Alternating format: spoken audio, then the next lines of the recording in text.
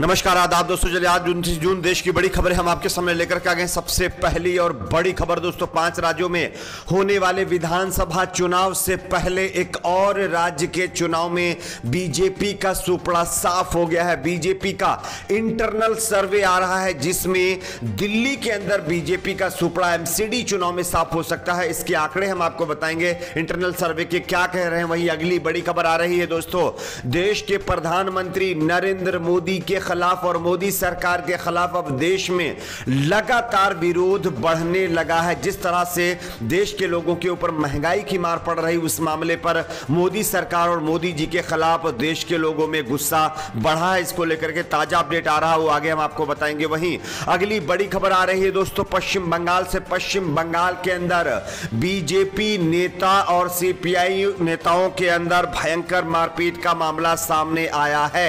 इसकी भी एक ताजा तस्वीर हम आपको दिखाएंगे। वहीं अगली बड़ी खबर में हम आपको बताएंगे दोस्तों, हमारे देश में अब नागरिकता संशोधन कानून और कृषि कानून और आईटी यानी सोशल मीडिया के नए कानून के बाद एक और कानून बनाने की मांग तेज होने लगी है। कौन सा वो कानून है, इसके बारे में भी आगे जानकारी देंगे। वहीं अगली बड़ी खबर आ रही है दोस्तों, हमारे देश में कोरोना की दूसरी लहर के मामले में जिस तरह से कैजुअलिटी हुई है, इस मामले पर एक बड़ा खुलासा हुआ है। कोरोना कैजुअलिटी के मामले पर बड़ा घोटाला सामने आया है, इसकी भी जानकारी देंगे। वहीं अगली बड़ी खबर आ रही दोस्तों हरियाणा से। हरियाणा में कृषि कानून के खिलाफ बीजेपी को बड़ा झटका लगा है। बीजेपी के दिग्गज नेता ने एक बार फिर से बीजेपी की सदस्यता ग्रहण करने से इनकार कर दिया, इस पर भी जानकारी देंगे। वहीं अगली बड़ी खबर आ रही दोस्तों, 7 जुलाई से फिर शुरू हो सकती है दुबई के लिए उड़ान, इसको लेकर के एक और बड़ी खबर आ रही, इस पर भी जानकारी देंगे। वहीं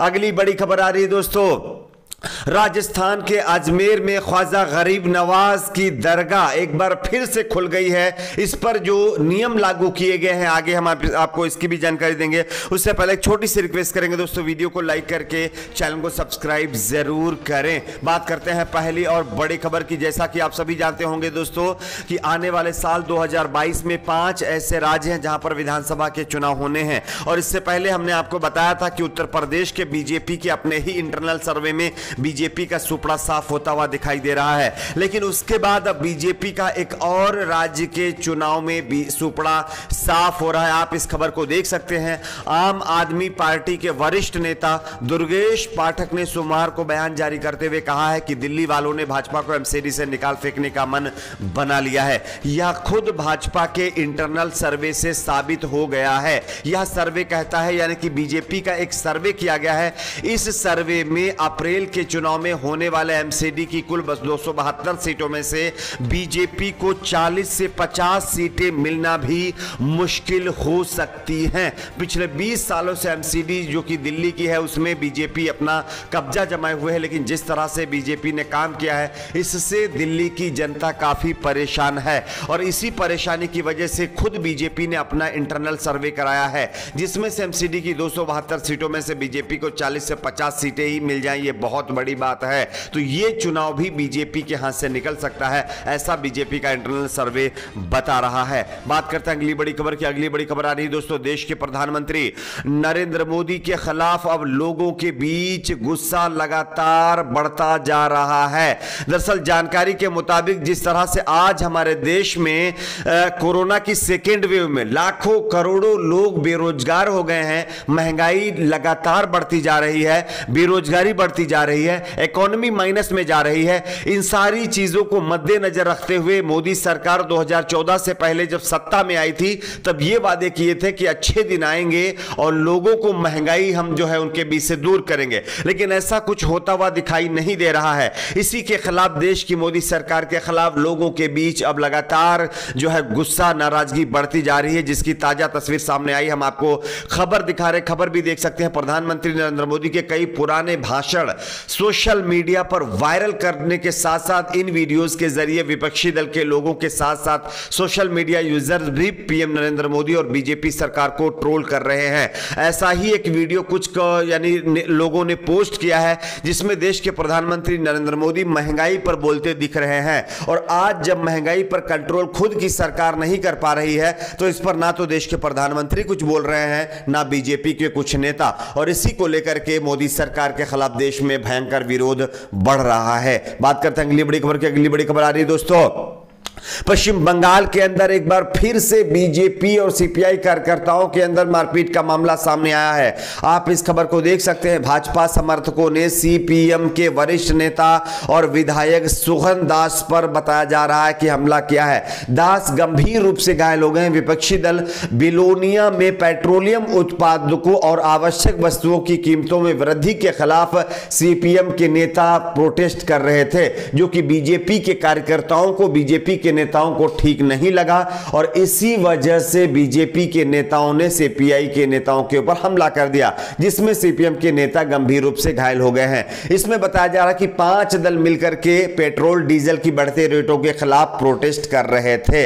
ये जो नेताजी जो घायल हुए हैं, ये बताया जा रहा है कि सीपीएम के अपने विधायक हैं और विधायक जी को बुरी तरह से पीट दिया गया है। बात करते हैं अगली बड़ी खबर की। अगली बड़ी खबर आ रही है दोस्तों, नागरिकता संशोधन कानून और कृषि कानून और नए सोशल मीडिया कानून के बाद देश में एक और कानून बनाने की मांग बढ़ गई है। आप इस खबर को देख सकते हैं। यूनाइटेड हिंदू फ्रंट ने हिंदुओं के जबरी धर्मांतरण की बढ़ती घटनाओं पर गहरी चिंता व्यक्त करते हुए देश भर में धर्मांतरण के विरुद्ध कड़ा कानून बनाने की मांग को लेकर के जंतर मंतर पर धरना प्रदर्शन दिया एवं प्रदर्शन किया है। इस अवसर पर अनेक हिंदू संगठनों के नेता, राजधानी के प्रसिद्ध साधु संत एवं फ्रंट के अंतर्राष्ट्रीय कार्यकारी अध्यक्ष जग भगवान गोयल अपने सशस्त्र पदाधिकारियों के साथ उपस्थित थे। अपना चिर प्रतीक्षित इस मांग के समर्थन में यूनाइटेड हिंदू फ्रंट ने ज्ञापन प्रधानमंत्री नरेंद्र मोदी को भी प्रेषित किया, जिसकी प्रतिलिपि केंद्रीय गृह मंत्री एवं कानून मंत्री को भेज दी गई है। यानी कि देश में जिस तरह से धर्मांतरण हो रहा है, इसके खिलाफ अब नया कानून बनाने की मांग कर दी जा रही है। बात करते हैं अगली बड़ी खबर की। अगली बड़ी खबर आ रही है दोस्तों, देश में कोरोना की सेकेंड वेव आने के बाद जिस तरह से कैजुअलिटी के मामले पर घोटाला हुआ है, इसको लेकर के एक ताजा खुलासा हुआ है। आपको हम एक खबर दिखा रहे हैं, इस आप खबर को देखिए। भारत में आधिकारिक तौर पर 3,90,000 से ज्यादा कोरोना वायरस से कैजुअलिटी दर्ज की गई है। हालांकि अपने प्रियजनों को खोने वाले लोगों, स्वास्थ्य विशेषज्ञों और सांख्यिकीविदों का कहना है कि यह वास्तविक आंकड़ों से बहुत कम है। यह जानकारी वॉल स्ट्रीट जर्नल ने साझा की है। रिपोर्ट में कहा गया है कि सांख्यिकीविदों के अनुसार 3,90,000 की आधिकारिक जो कैजुअलिटी संख्या महामारी के वास्तविक संख्या से बहुत कम है। और इसी को लेकर के यूनिवर्सिटी ऑफ वाशिंगटन के institute for health matrix and evolution का मानना है कि भारत में जो कैजुअलिटी की संख्या है वो लगभग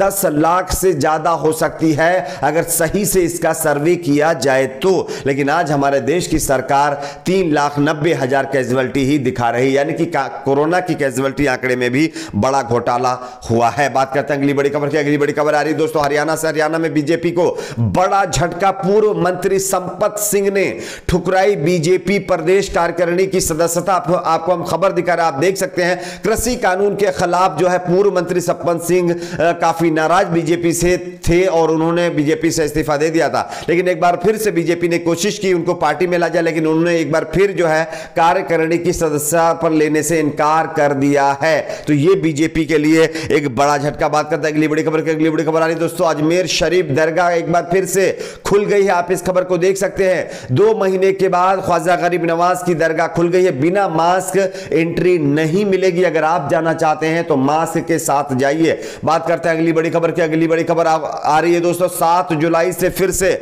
शुरू हो सकती है भारत से दुबई के लिए उड़ाने। ये जो है जानकारी मोदी सरकार की तरफ से मिल रही है। आप लोगों की अपनी क्या राय नीचे कमेंट बॉक्स में जरूर बताएं। वीडियो को लाइक शेयर, चैनल को सब्सक्राइब जरूर करें।